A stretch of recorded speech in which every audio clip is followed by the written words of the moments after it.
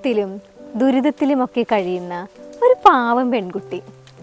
അവളെ രക്ഷിക്കാൻ ഒരു രാജകുമാരൻ കടൽ കടന്നോ ആകാശത്ത് നിന്നോ കുതിരപ്പുറത്ത് കയറിയോ ഒക്കെ വരുമെന്നും ആ രാജകുമാരൻ അവളെ രക്ഷിച്ച് തൻ്റെ രാജകുമാരിയാക്കി വാഴിക്കുമെന്നൊക്കെ നമ്മൾ പഴയ കഥകളിലൊക്കെ കേട്ടിട്ടുണ്ട്.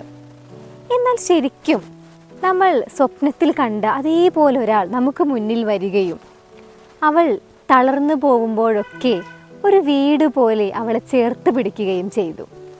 നിംന വിജയ് എഴുതിയ ഏറ്റവും പ്രിയപ്പെട്ട എന്നോട് എന്ന പുസ്തകത്തിലെ അതിഥി എന്ന കഥാപാത്രത്തെക്കുറിച്ചാണ് പറഞ്ഞത്.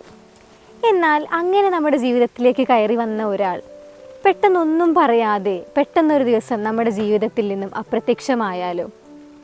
ആ ഒരു ചോദ്യത്തിനുള്ള ഉത്തരം കൂടിയാണ് ഏറ്റവും പ്രിയപ്പെട്ട എന്നോട്. നമ്മളെല്ലാവരും നമ്മുടെ ജീവിതം പൂർണ്ണമാക്കാൻ വരുന്ന ആരെയൊക്കെയോ കാത്തിരിക്കുകയാണ്. പക്ഷേ നമ്മളെല്ലാവരും സ്വയം പൂർണ്ണതയുള്ള മനുഷ്യരാണ് എന്ന് നമ്മൾ തിരിച്ചറിയുന്നില്ല. നമ്മൾ അത് തിരിച്ചറിയുമ്പോൾ മാത്രമാണ് യഥാർത്ഥത്തിൽ നമ്മൾ ജീവിക്കുവാൻ ആരംഭിക്കുന്നത്. ഇപ്പോൾ നമ്മൾ അതിനെ സെൽഫ് ലവ് എന്നൊക്കെ ഒരു പേരിട്ട് വിശേഷിപ്പിക്കുന്നു എന്ന് മാത്രം. അമേരിക്കൻ കവിയും നോവലിസ്റ്റുമൊക്കെയായ ചാൾസ് ബുക്കോവ്സ്കിയുടെ ഒരു വാചകത്തോടു കൂടിയാണ് ഈ ഒരു പുസ്തകം ആരംഭിക്കുന്നത്. If you have the ability to love yourself first. നിങ്ങൾക്ക് സ്നേഹിക്കുവാനുള്ള കഴിവുണ്ടെങ്കിൽ ആദ്യം നിങ്ങളെ തന്നെ സ്നേഹിക്കുക. ശരിയാണ്, പലപ്പോഴും നമ്മളെ സ്വയം മറന്നാണ് നമുക്ക് ചുറ്റിലുമുള്ള പലർക്ക് വേണ്ടിയും ജീവിച്ചു തീർക്കുന്നത്. ആർക്കും എളുപ്പത്തിൽ കയറി വന്ന് കൊത്തുപണികൾ ചെയ്ത് മുറിപ്പെടുത്തി ഇറങ്ങിപ്പോവാൻ തക്കവണ്ണം ദുർബലരായ മനുഷ്യരാവാതിരിക്കുക. നമ്മുടെ ഇഷ്ടങ്ങളും അനിഷ്ടങ്ങളുമൊക്കെ നമ്മൾ തിരിച്ചറിയുക.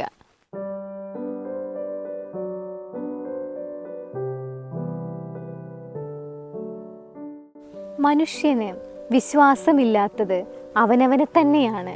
സ്വയം വിശ്വസിക്കാൻ നമ്മൾ പഠിച്ചിരുന്നു എങ്കിൽ വേദനകളിൽ നിന്നെല്ലാം സുഖമായി എന്നെ ഇറങ്ങി വരാൻ കഴിഞ്ഞേനെ എന്ന് തിരിച്ചറിയുന്ന കഥാപാത്രങ്ങൾ ഈ പുസ്തകത്തിലുണ്ട്. ഒരുമിച്ച് ഒരുപാട് കാലം സന്തോഷമായിരിക്കൂ എന്നാശംസിച്ച് രണ്ടുപേരെ ഒരു ജീവിതത്തിലേക്ക് പറഞ്ഞു വിടുന്നതോടൊപ്പം ഒത്തുപോകാൻ കഴിയാതെ വരുമ്പോൾ ഇറങ്ങി വരുവാനും അങ്ങനെ അവർ ഇറങ്ങി വരുമ്പോൾ അവരുടെ തീരുമാനങ്ങളെ ചോദ്യം ചെയ്യാതെ ചേർത്ത് പിടിക്കാനും നമ്മൾക്ക് കഴിയണം. രണ്ടുപേർ വേർപിരിയുമ്പോൾ അവർക്കൊരു പുതിയൊരു ജീവിതം കൂടിയാണ് അവർക്ക് മുന്നിൽ തുറന്നു കിട്ടുന്നത്.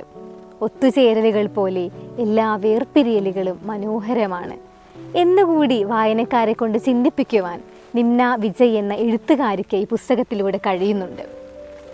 നിങ്ങളെ തന്നെ കുറച്ചുകൂടി അധികം സ്നേഹിക്കുവാൻ, ചിലതൊക്കെ മറക്കാനും പൊറുക്കുവാനും ക്ഷമിക്കാനും, ചില മനുഷ്യരൊക്കെ ഏൽപ്പിച്ചു പോയ മുറിവുകളെയൊക്കെ അതിജീവിച്ച് സ്വയം ബഹുദൂരം മുന്നോട്ട് നടന്നു നീങ്ങുവാനും, ജീവിതം വെച്ചു നീട്ടുന്ന പ്രതിസന്ധികളുടെ നാളുകളെയൊക്കെ തോറ്റുപോവാതെ അതിജീവിക്കുവാനുമൊക്കെ ഈ പുസ്തകം നിങ്ങളെ പഠിപ്പിക്കുന്നുണ്ട്. ഇതിലെ കഥാപാത്രങ്ങളായ അതിഥിയെയും ശരണിനെയും സാക്ഷിയെയും ദേവുവിനെയും അശ്വിനിയെയും ഒക്കെ അതിജീവിച്ചുകൊണ്ട് ഈ ഒരു പുസ്തകം വായനക്കാരുടെ ഉള്ളിലേക്ക് ഈ പുസ്തകത്തിൻ്റെ പേര് നനുത്ത ഓർക്കിഡ് പൂക്കളുടെ ഓർമ്മ പോലെ പിങ്ക് കടലാസ് പൂക്കളുടെ നൈർമല്യത്തിൽ ആലേഖനം ചെയ്തു വയ്ക്കുന്നുണ്ട്. അതെ, ഏറ്റവും പ്രിയപ്പെട്ട എന്നോട്.